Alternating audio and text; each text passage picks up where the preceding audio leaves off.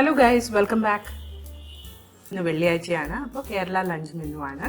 ഇന്ന് 29ാമത്തെ മെനു ആണ് ഞാൻ ഇട്ടിരിക്കുന്നത്. അപ്പോൾ ഇന്ന് സിമ്പിൾ റെസിപ്പീസ് ആണ് ഞാൻ ചെയ്തത്. നോൺ വെജ് ആണ്. ആദ്യം ഞാൻ ഉണ്ടാക്കിയത് മഷ്റൂം കൊണ്ടുള്ള ഒരു മപ്പാസ് ആണ്.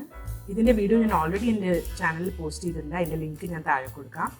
പിന്നെ ഉണ്ടാക്കിയത് ചൗ കൊണ്ടൊരു മെഴുക്കുവരട്ടി, പിന്നെ കൂന്തൽ ഫ്രൈയും. അപ്പോൾ വീഡിയോ കാണുന്നതിന് മുമ്പ് സബ്സ്ക്രൈബ് ചെയ്യാനും ബെൽ ബട്ടൺ ക്ലിക്ക് ചെയ്യാനും ലൈക്ക് ഷെയർ കമൻറ്റ് ചെയ്യാനും മറക്കരുത്.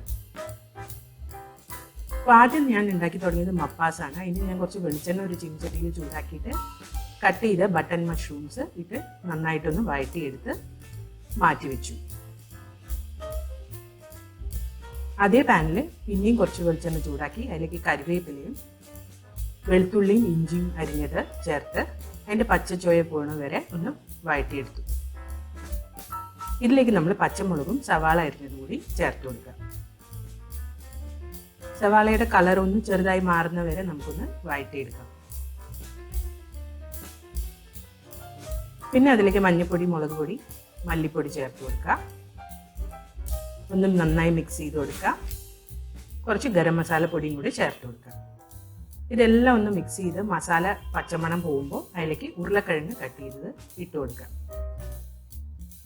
ഇനി ഇതിലേക്ക് ഞാൻ രണ്ടാം പാല് ഒഴിച്ചു കൊടുക്കുകയാണ്. ഈ രണ്ടാം പാലിൽ കിടന്നിട്ട് ഉരുളക്കിഴങ്ങ് ഒരു പകുതി വേവാവുന്നവരെ നമുക്ക് വേവിച്ചെടുക്കാം. ആവശ്യത്തിന് ഉപ്പും ചേർത്ത് കൊടുത്തിട്ടുണ്ട്.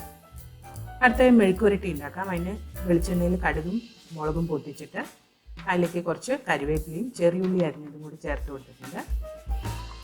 ഉള്ളി ഒന്ന് ചോക്കുന്നവരെ വറുത്തെടുക്കാം. ഇനി ഇതിലേക്ക് നമ്മൾ ചൗ കട്ട് ചെയ്തത് ആഡ് ചെയ്ത് കൊടുക്കുക. നീളത്തിലോ അല്ലെങ്കിൽ ചതുര കഷ്ണങ്ങളായിട്ടോ കട്ട് ചെയ്യാം. അതിലേക്ക് മഞ്ഞൾപ്പൊടിയും ഉപ്പും ചേർത്ത് കൊടുത്തിട്ട് നന്നായി മിക്സ് ചെയ്യുക. ഇനി ഇത് വെള്ളം ചേർക്കാതെ അടച്ചു വെച്ച് നമുക്ക് ചൗ വേവുന്ന വരെ കുക്ക് ചെയ്തെടുക്കാം. ചൗ നന്നായി കുക്ക് ചെയ്ത് വന്നിട്ട് അതിലേക്ക് നമുക്ക് മുളക് പൊടി ചേർത്ത് കൊടുക്കാം. ഇത് നന്നായി മിക്സ് ചെയ്ത് ഒരു 5 മിനിറ്റും കൂടെ കുക്ക് ചെയ്ത് കഴിഞ്ഞാൽ നമ്മുടെ മെഴുക്കുവരട്ടി റെഡിയാണ്. അപ്പോൾ നമ്മുടെ മപ്പാസിൽ ഉരുളക്കിഴങ്ങ് പകുതി വെന്തിട്ടുണ്ട്. ഇനി ഇതിലേക്ക് നമുക്ക് ഫ്രൈ ചെയ്ത് വെച്ച് മഷ്റൂംസ് ആഡ് ചെയ്ത് കൊടുക്കാം. അതൊന്ന് നന്നായി മിക്സ് ചെയ്തിട്ട് ഉരുളക്കിഴങ്ങ് ഫുള്ള് വേകുന്നവരെ കുക്ക് ചെയ്ത് ഒന്നാം പാൽ ഒഴിച്ച് കഴിഞ്ഞാൽ നമ്മുടെ മഷ്റൂം മപ്പാസ് റെഡി.